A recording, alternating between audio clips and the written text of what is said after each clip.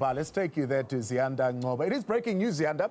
It's just coming in. The president finally giving us word on the interim report given to him by the commission. We know that he would have received that particular interim report towards the end of last year. He has now gone through it, and he says his prima facie evidence, at least, given and presented to him, and recommendations around particular individuals, 5 cops in the SAPS and some 9 members of the Ekurhuleni Metro. How significant is this moment of this formulation of this unit?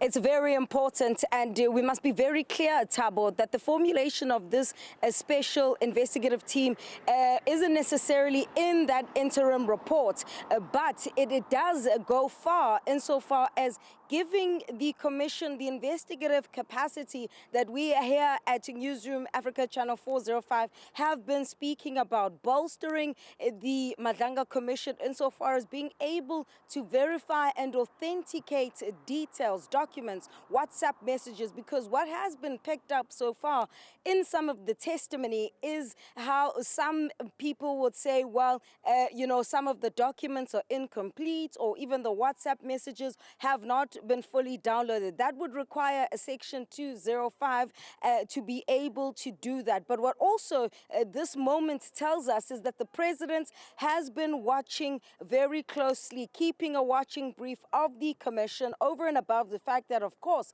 he received that interim report on the 17th of December, which is according to clauses 7, 10.4 and 12 of the terms of reference, varying issues that can be dealt with. One, referring individuals for further prosecution, further investigation, and the likes. In fact, let's now bring in the president's spokesperson, Vincent Magwenya, who's just stepped out from the sidelines of the cabinet lekgotla that's taking place to reflect on the statement. It's quite detailed, the statement that you've released this morning. Just take us through some of the salient points and perhaps why you deemed it necessary to release the statements, given how you had said you don't want to release the interim report.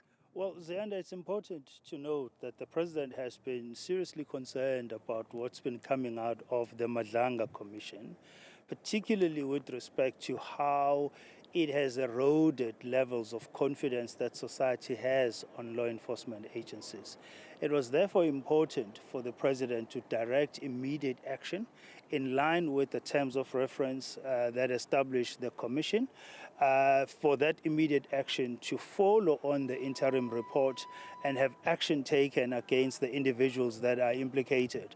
Secondly, it's important that operational strength or operational stability of these law enforcement agencies is strengthened, and we do not allow a situation where individuals who are involved at not only undermining the mandates of law enforcement agencies, but also who are undermining operational capacity, that those individuals are dealt with quickly enough, and that we don't wait for the conclusion of the commission and its final report before we act.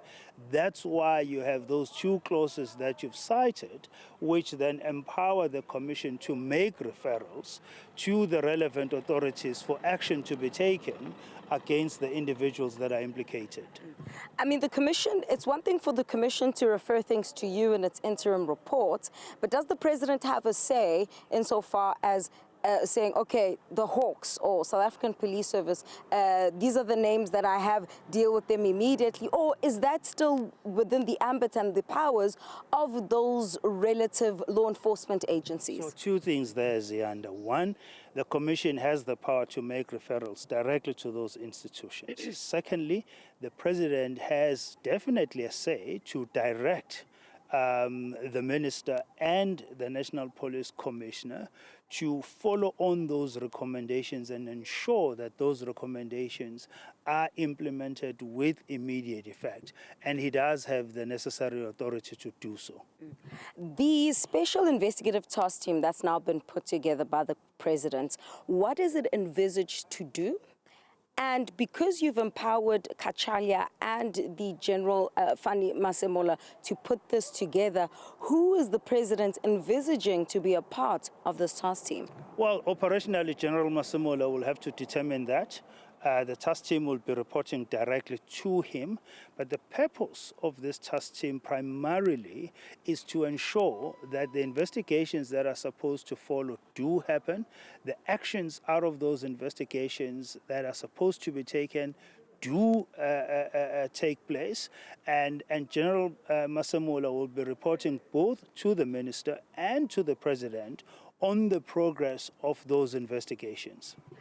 One wonders, though, Mr. Magwenya, whether or not it's wise to have General Fannie Masemola overseeing this process where, arguably, if you listen to some of the testimony that's come out of the commission, you could say that he's a player in some of what has been taking place, and therefore maybe someone else should have been responsible for such a critical process. Currently, he's the serving National Commissioner of the South African Police Service. He's not implicated in any wrongdoing as we speak. And therefore, for operational reasons, in line with the applicable regulations, he's the right person to look after this task team and ensure that the work the president wants done is done. Should there be concerns and other issues further down the line, those issues will be dealt with. But as things stand, there's nothing prohibiting the president directing General Masemola to set up the task team and to supervise that task team and ensure that we have the immediacy that we would like to see coming out of the interim report. The timelines for this task team, when is it being put together? And when does it begin its work? Well, General Masemola will have to now take over from that in terms of setting it up and making the necessary announcements and ensuring that it commences with its work as soon as possible. And let's talk then about the political things that the president could do. So it's one thing that you have 5 South African police service members that are mentioned, 9 from Ekurhuleni that have been referred to by the commission, but it is notable that there are some people who have not been mentioned. You have Ziyanda Ngcobo, the minister who's on a leave of absence. You've also got the suspended Deputy National Commissioner, Sibiya, who's been directly implicated. Well, with respect to Minister Ngcobo, the president wants Minister Ngcobo to go back to the commission and provide more answers on allegations against him. And the president wants the minister to have that opportunity. That will be a political process. It's very different from officials whose employment contracts and terms are regulated in a different way, where their respective employers or law enforcement agencies in this regard can act in a prescribed manner, following through the recommendations of the commission. So it's 2 separate processes, if you like, following on the interim report. And the president will then decide, once the minister has delivered all his evidence and has responded to all the allegations against him, as to what the next steps will be.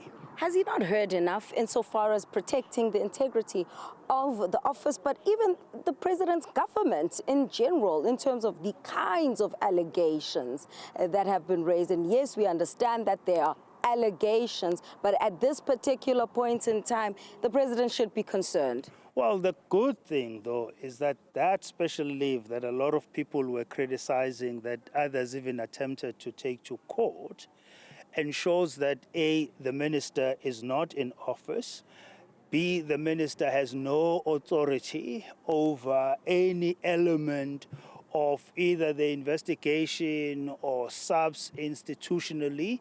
He's taken special leave, he's at home, he's got time to deal with his allegations. So that's the positive thing.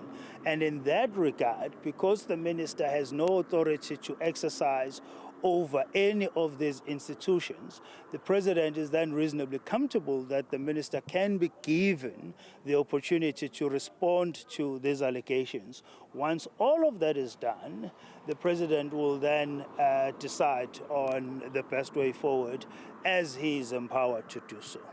Vincent Magwenya speaks on behalf of President Cyril Ramaphosa, just chatting to us here at the Sefako Makgatho Presidential Guest House. That breaking news coming as someone like KZN Hawkshead Lesitja Senona was on the stand. His name is amongst the 5 South African Police Service officials that have been referred by the Commission of Inquiry as per 10.4 and Clause 12 of the Terms of Reference for further investigation and prosecution. Thabo.